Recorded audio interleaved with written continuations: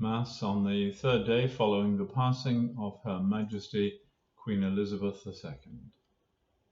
Praise be Jesus Christ, now and forever. Selection from the Holy Gospel according to St. John.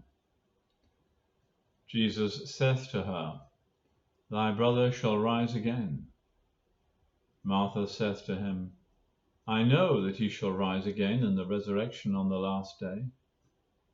Jesus saith to her, I am the resurrection and the life. He that believeth in me, although he be dead, shall live. And every one that liveth and believeth in me shall not die forever. Believest thou this? She said to him, Yea, Lord, I have believed that thou art Christ, the Son of the living God, who art come into this world. It would be superfluous to add to the tributes and accolades which have been heaped on our late monarch from far and wide. Some are very eloquent, poignant, some are very personal. They don't seem like hyperbole, at least not in this time of mourning. They cover so many facets of the late Queen's life. So let's just focus on the aspect of the spiritual. Edward Penton writes in the National Catholic Register, what made Queen Elizabeth so special was that she grasped the full spiritual weight and responsibility of her office and sought to execute it with that in mind.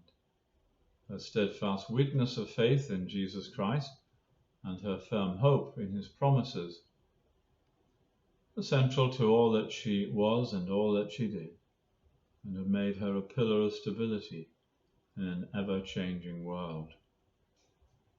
The Queen, he goes on, was fully aware that the British monarchy, whose roots are deeply Catholic, is primarily a spiritual office, requiring that it be set apart from other elements of the nation. For this reason, she largely remained intensely private and almost never gave interviews, allowing a rightful mystique to surround the office that pointed not so much to her, but to the God she served. I think it behoves all of us to ponder on the spiritual nature of the office for a while, not just the grand church ceremonial which Anglicans do so well. I wonder, do you remember her sitting in the choir at St. George's Chapel? On her own. Well, the monarchy certainly has Catholic roots. From the moment St. Augustine stepped ashore in 597, which led to the conversion of King Ethelbert of Kent. And we have those roots too where I live. Barking Abbey, established in 666, was a royal monastery. Both St. Erkenwald and St. Ethelburga had royal blood. Queen Elizabeth II has given steadfast witness of the faith linked to that tradition, not least in her Christmas addresses to the nation. However, we must address one troubling aspect, and Penton pins it down like this. During her reign, successive governments passed legislation clearly contrary to the natural law, such as legalized abortion and same-sex marriage. The Queen gave royal assent to each of them, a formality required for all legislation. Even though she might have personally opposed such laws, and in theory could have withheld her assent, she chose not to. And he points out that the last time that there was a withdrawal of assent, or rather a withholding of assent, was under Queen Anne in 1708. He goes on, for her own reasons, which may become known in the years to come, It appears at least that she placed the importance of loyalty to the democratic will of the nation above the natural law in these instances. She acted as she thought best and in accordance with the Anglican and monarchical tradition in which she was steeped. Penton says she acted as she thought best. Who knows the pressures she was under? We cannot judge. She may have otherwise precipitated more than just a constitutional crisis. She would have become a political player, and she may not have felt it worth the risk to the nation. When it comes down to it, the Queen did place democracy above natural law. What is this natural law? It's in the very makeup of our nature. Man has a law laid down for him, reflecting that order and direction of everything. It's an eternal law. It's within our nature itself. It doesn't need revelation. It's not enough for salvation, but yes, we can and should live by it. God prescribed it for our conduct. Placing the state above natural law is one of the major fault lines in this country from the time when King Henry VIII divorced his wife Catherine and attempted marriage with Anne Boleyn. This wasn't just a technicality of canon law. It broke the natural law, and Henry broke with the Catholic Church as a result. And Anglicanism was born because of it. And truth was compromised. English pragmatism, useful in so many instances, but not when it comes to faith and morals. For that you need Catholicism. That's the background, as it were, context in which the Queen had to operate. You've heard it said the Queen has been a wonderful figurehead.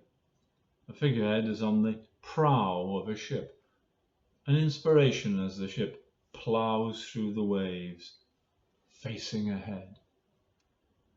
But the ship is steered from the rear by the tiller. It's propelled from behind. When the Queen's speech, from now on the King's speech, is read by the monarch in the House of Lords, it is written by the government. We all know that. It's a useful fiction that there is still an institution above Parliament. There are traditions, perhaps just a hint of God. Listen to all those references to God in the proclamations. They're there. But for Catholics, morality and faith are not from votes in Parliament, nor dare I say from German synods either. Our church is not a useful fiction, a matter of decoration or figureheads, not even traditions with a lowercase t. Tradition with an uppercase T for us means something more. We can go into that on another occasion. Last Saturday there were thousands of pro-life marchers who gathered in Parliament Square seeking to overturn abortion legislation. Parliament Square. That's where we Catholics need to be. Faith in action. We need to be supporting the pro-life MPs, like the new Health Secretary, Theresa Coffey, who is already under attack for her pro-life voting record. Pray for this Catholic. How will she square her faith with her duty and loyalty to the country? We focus today on Her Majesty the Queen, now our late Queen. What about ourselves? How do you and I square up with our lesser challenges each day? Have we got her humanity, her love? Have we got her sense of duty? Have we got her stamina indeed Maybe not, but we can aspire to those things. Within the confines of her religion and her station in life, Her Majesty Queen Elizabeth indeed stood up to the challenges that she was given. She was much more than just a figurehead. She was a pillar of stability.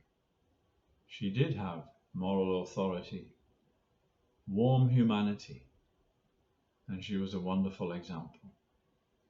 We rightly mourn her passing. Her steadfast witness of faith in Jesus Christ and her firm hope in his promises mean that we can and we must pray for her soul and ask God for his mercy on her and on us who were her subjects. May she rest in peace and rise in glory. Praise to Jesus Christ, now and forever.